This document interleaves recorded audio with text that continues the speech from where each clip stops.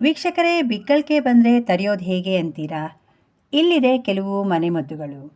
ಬಾಯಲ್ಲಿ 1 ಚಮಚ ಸಕ್ಕರೆ ಹಾಕ್ಕೊಂಡು ಅರ್ಧ ಲೋಟ ನೀರನ್ನು ನಿಧಾನವಾಗಿ ಕುಡಿಯಿರಿ.